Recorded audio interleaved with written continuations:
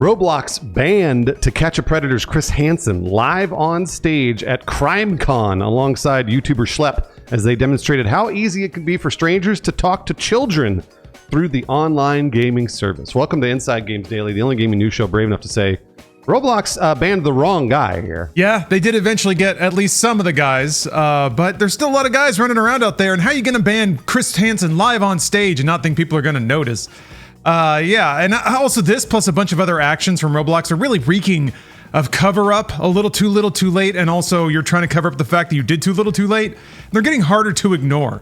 But geez, speaking of hard to ignore, Brian Garr, what's going on with this story? I feel like they banned him because they didn't want to lose half their player base. But yeah, Schlep revisited the incident, which originally occurred on May 29th in a YouTube video published over the weekend that added a little bit more context. Shout out to Dexerto while we're chronicling our sources for writing up the extremely melodramatic video. I mean, it's pretty dramatic. I like it. It's super fun. In the live demonstration, Schlep explained that he could not use his personal account since Roblox permanently banned him and issued a cease and desist in August of 2025 because Schlep has been doing the good work out there of trying to expose people on Roblox. Yeah, absolutely. And also forwarding a lot of this stuff to Roblox themselves. But yes, after explaining that, he then directed Hansen to a Roblox experience called Romeet. Schlep explained that Romeet is, quote, literally based off of a platform that was sued out of existence for child exploitation. That platform being Omegle. It's just a panel van and somebody with some candy out of the driver's side.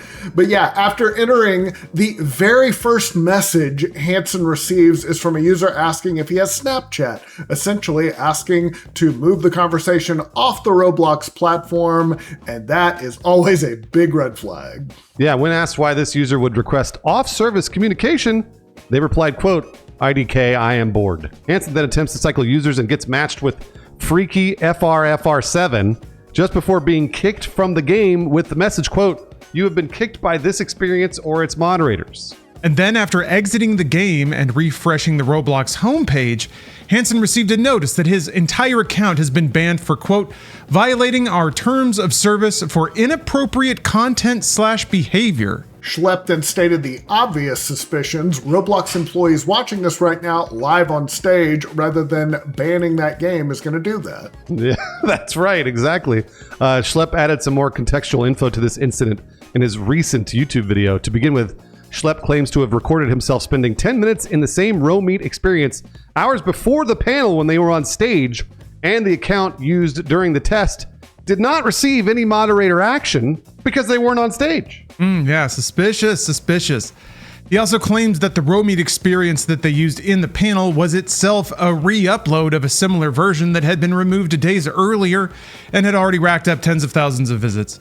And on top of that, over the past year, Schlep himself had constantly been reporting similar random chat games. So they just keep popping up, each one a new opportunity for the grossest people on the planet. Roblox did remove the Romeet game approximately an hour after the panel, according to Schlep, but another copycat had returned to the platform that evening. Ugh. Jeez, oh my gosh. Schlep also claims that the account that solicited his Snapchat remains active at the time of his YouTube video, but that Freaky For Real 7 was banned a few days after the panel. Yeah, I wonder what they got up to.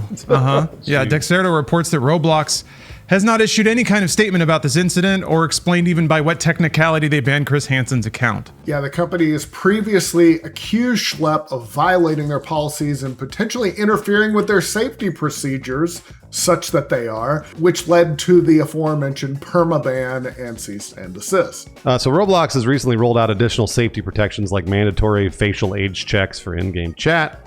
This move only came after settling a Nevada state lawsuit.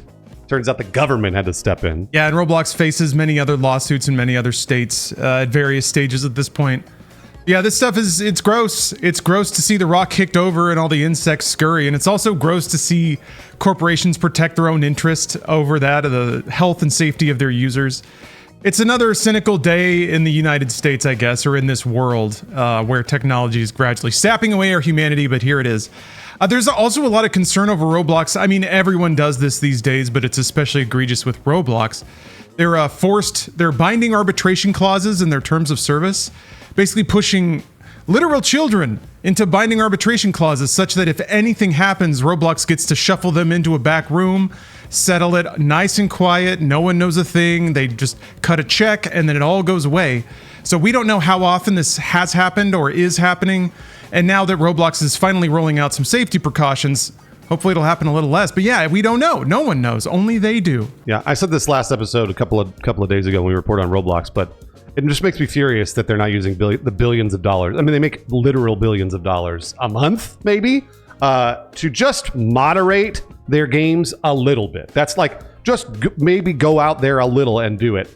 This reminds me so much of Machinima. Lawrence and I were at Machinima, and Machinima would start these contracts with people under 18, and they would say they were in perpetuity. That was the phrase that they would start these contracts for, in perpetuity, under 18 years old. So then these kids were literally under contract with Machinima forever, eternity, and they were taking children's money. So like, this is it's so like, it's so much, there's a parallel to it, and it all is just disgusting. Like Lawrence said, being so cynical of the fact that these fucking tech CEOs and the C-suite executives at these fucking companies are making hundreds of millions of dollars, in some cases billions, and they can't protect children on their own platform. Like, fuck off, dude. It makes me so angry. They have so much money and they can't do it. Oh, gosh, it just makes me so mad. Signing a kid to a contract in perpetuity, that is some Sea Org shit. That is like straight out of Scientology, man. That is nuts.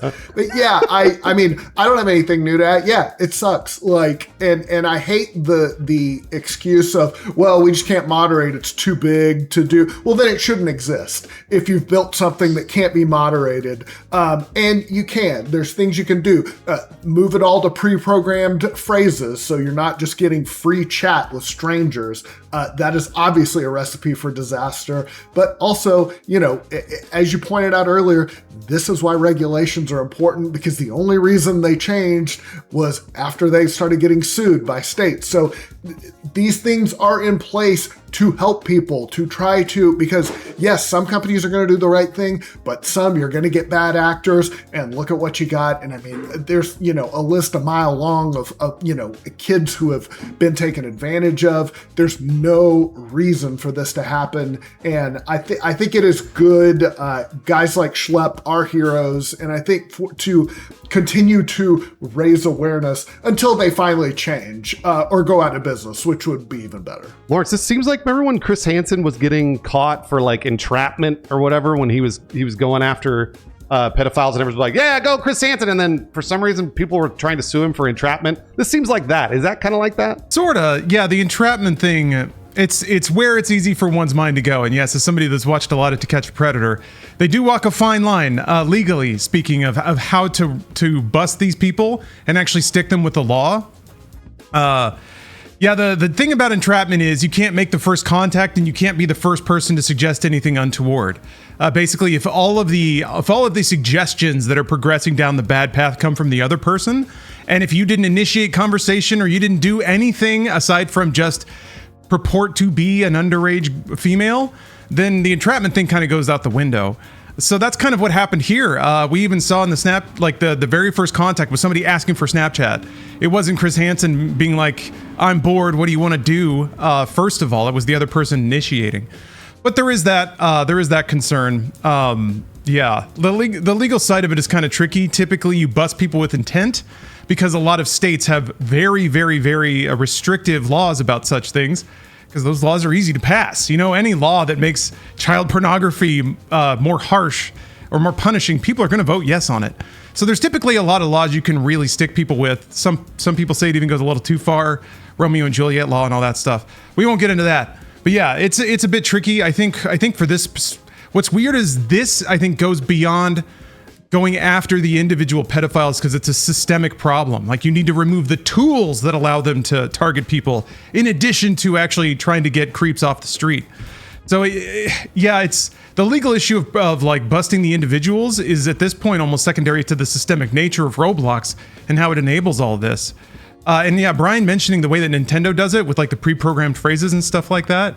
It's funny because I remember most of, I want to say us, but most of the gamers at the time kind of made fun of Nintendo for being a little quaint or behind the times, for implementing what we saw as a very edge-sanded off version of the internet. But what's weird is even I, as an adult, kind of prefer it these days. I don't want to talk to people. I don't want to hear what you got to say. And that would be 5 million times stronger if I had the misfortune of being an attractive underage girl, or even had a female presenting voice or anything like that.